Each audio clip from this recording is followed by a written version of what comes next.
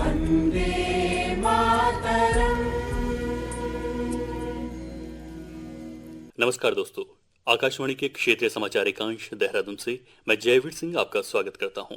आज के हमारे विशेष कार्यक्रम में आप सुन रहे हैं भारत के अमर वीर, एक ऐसा पॉडकास्ट जहां हम उन सच्चे सपूतों की वीर गाथाएं सुनाते हैं जिन्होंने राष्ट्र की रक्षा के लिए अपना जीवन न्यौछावर कर दिया। आज हम बात करेंगे एक ऐसे महान सैनिक की जिनका नाम भारतीय इतिहास में स्वर्ण अक्षरों में लिखा गया है, लांस नायक एल्बर्ट एक्का, जिन्हें मरणोपरांत परमवीर चक्र से सम्मानित किया गया। और लांस नायक एल्बर्ट एक्का की शौर्य गाथा पर बात करने के लिए हमारे साथ मौजूद हैं मेजर सुदेश। आकाशवाणी समाचार के क्षेत्रीय समाचार एकांश देहरादून में आपका स्वागत है। Thank you. आप हमें उनके प्रारंभिक जीवन के बारे में जरा कुछ बताएं। एल्बर्ट एक्का का जन्म 27 दिसंबर 1942 को झारखंड में गुमला जिले में एक छोटे से गांव जरी में हुआ था। वो एक सामान्य किसान परिवार से थे, लेकिन बचपन से ही उनमें असाधारण साहस और दृढ़ संकल्प की झलक दिखाई देती थी। वो खेल कूद में बहुत आगे थे, विशेष रूप में कुश्ती में। गांव की बुजुर्ग कहते थे कि वो बचपन से ही अनुशासित, ईमानदार और दूसरों की मदद करने वाले व्यक्ति थे। जब वो युवावस्था में पहुंचे तो उनके मन में देश की सेवा का सपना जगा। उन्होंने भारतीय सेना में भर्ती होने का निर्णय लिया और 1962 में बिहार रेजिमेंट में भर्ती हुए।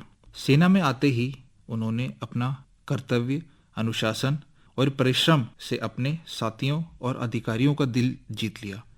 उनके साथी बताते थे कि एल्बर्ट हमेशा सबसे पहले मैदान में पहुंचते थे और सबसे बाद में लौटते थे। उनके भीतर कर्तव्य के प्रति गहरी निष्ठा थी।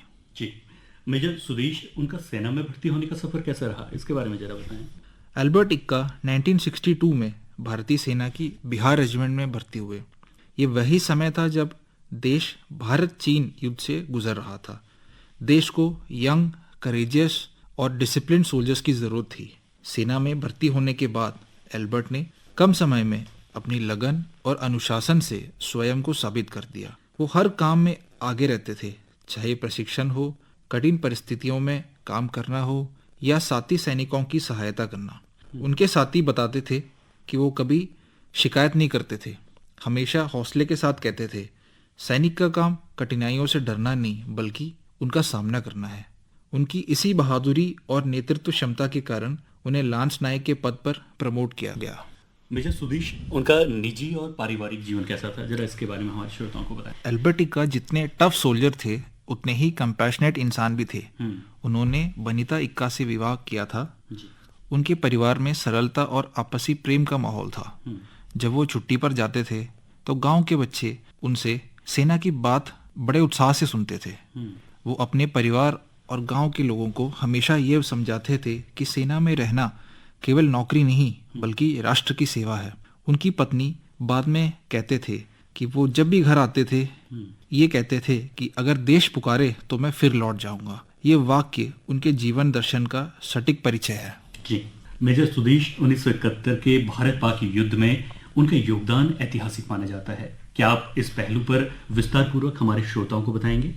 3 दिसंबर 1971 की रात को भारत पाक युद्ध शुरू हुआ। एल्बर्ट एक्का 14 गार्ड्स बटालियन में थे और उनका उद्देश्य था गंगा सागर को दुश्मन के कब्जे से फ्री कराना। यह एक कठिन मिशन था। दुश्मन ऊंचाई पर स्थिति बंकरों में लगातार मशीन गनों और मोटर से फायर कर रहा था और भारतीय सेना नीचे से लगातार आगे बढ़ने की प्रयास कर रही थी, लेकिन दुश्मन द्वारा रास्ता रोक दिया गया था।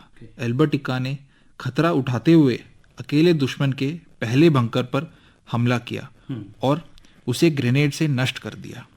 इस दौरान वो घायल होने के बावजूद उन्होंने हार स्वीकार नहीं किया तथा दूसरी बंकर को भी डिस्ट्रॉय किया, जिससे उनकी यूनिट को आगे बढ़ने का मौका मिला।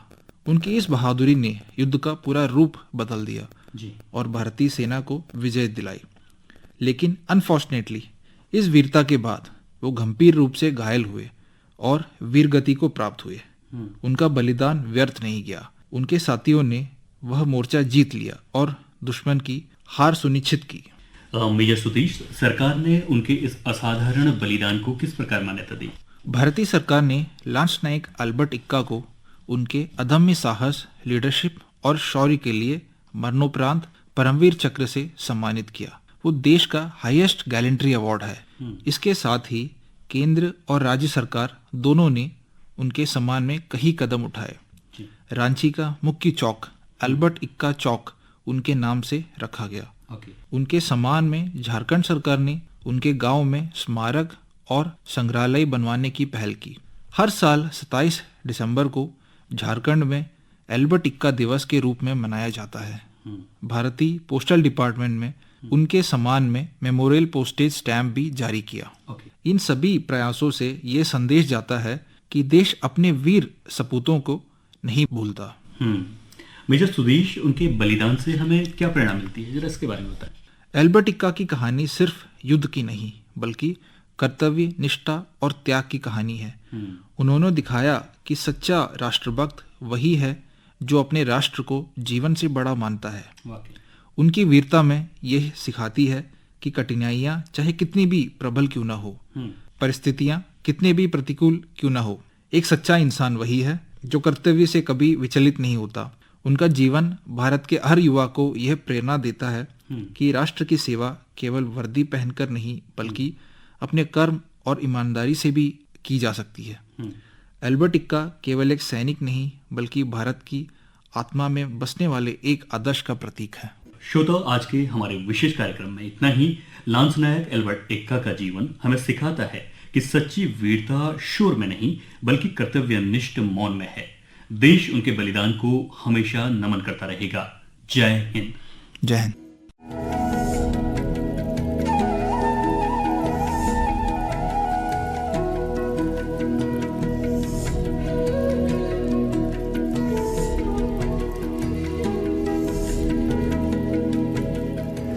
वन्दे